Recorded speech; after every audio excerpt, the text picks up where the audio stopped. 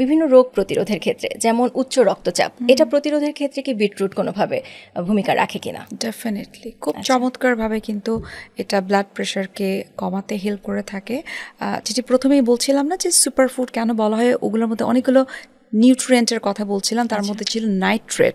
So এই যে বিটরুটের মধ্যে নাইট্রেট থাকে, যেটা আমাদের বডিতে নাইট্রিক অক্সাইডে যে রূপান্তরিত হয়, এবং এই নাইট্রিক অক্সাইড কিন্তু আমাদের যে রক্তনালী যেটা রয়েছে, যেটা আমরা জানি যে রক্তনালী দিয়েই তো আসলে ব্লাড সার্কুলেশনটা খুব চমৎকারভাবে হয়। সো এই নাইট্রিক অক্সাইডটা আমাদের যে রক্তনালী সেটাকে একটু সম্প্রসারিত করে আমাদের যে ব্লাড সার্কুলেশন সেটাকে খুব স্মুথলি করতে হেল্প করে থাকে, এবং হার্টের উপরে এক্সট্রা যে প্রেশারটা সেটাকে অনেকটা কমিয়ে দেয়।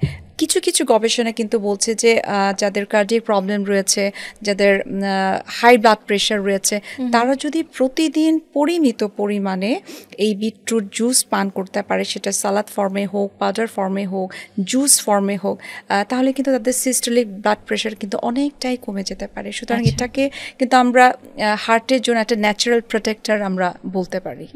কিন্তু অলরেডি যারা হার্টের পেশেন্ট, তারা কি এটা নিতে পারবেন? তাদের কোর্স নিতে পারবে, কারণ যাদের হাই ব্লাড প্রেশারের সঙ্গে কিন্তু কার্ডিয়াক ডিজিজের একটা রিলেশন রয়েছে, অর্থাৎ দুটো কিন্তু ওতপ্রোতভাবে জড়িত। যার হাই ব্লাড প্রেশার, তার কোনো না কোনো একটা সময় কিন্তু তার কার্ডিয়াক রিলেটেড কোনো একটা অসুবিধা হয়, অথবা কিডনি রিলেটেড প্রবলেম হয়ে থাকে। একটু আমি মাঝখানে বলে রাখি, যাদের কিডনি রিলেটেড প্রবলেম তাদের জন্য আমরা একটু বিটরুটটা আমরা একটু অ্যাভয়েড করতে বলি।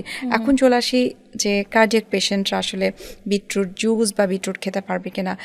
বিটরুটে কিন্তু ফোলেট থাকে এবং বিটেন হোমোস্টেটিন নামক এক ধরনের অ্যাসিড থাকে, যেটি আমাদের এই যে রক্তনালীর কথা বললাম না, সেই রক্তনালীটাকে একটু খুলে দেয়, এবং যখন খুলে দেয় তখন কিন্তু ব্লাড সার্কুলেশন খুব চমৎকারভাবে। সো এই বিটেন হোমোস্টেটিনটা এই রক্তনালীটাকে একটু ওপেন করে দেয়, একটু সম্প্রসারিত করে দেয়, যার মাধ্যমে এই যে চিকন হয়ে যায় রক্তনালীটা, সেটি দিয়ে কিন্তু ব্লাড সার্কুলেশন খুব চমৎকারভাবে হতে থাকে, যার কারণে এটি কার্ডিয়াক অ্যাটাক এটার ঝুঁকিটাকে অনেকটা কম করে ফেলে। সেই সাথে যাদের স্ট্রোকের হিস্ট্রি রয়েছে, ফ্যামিলিতে রয়েছে, অথবা কারোর হয়তো হবার মতো সেই সিমটমগুলো রয়েছে, তার কিন্তু ঝুঁকি অনেকটাই কমে যায়। সুতরাং হার্ট হেলথের জন্য এটা ম্যাজিকের মতো কাজ করে বিটরুট অ্যাজ ওয়েল।